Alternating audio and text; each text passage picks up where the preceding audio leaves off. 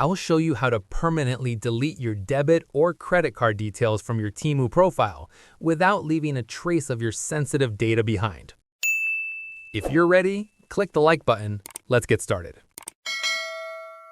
Before we see how to do it on the TEMU mobile app, let's see how to delete your debit card on the TEMU website. Simply visit the TEMU website at temu.com. Hover over Order an Account at the top of the page and click Your Profile from the drop-down menu.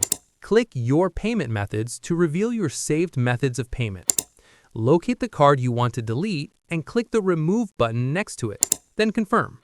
To do the same on the app, tap the U icon at the bottom center of your screen. Select the Settings gear icon in the top right corner. Tap Your Payment Methods.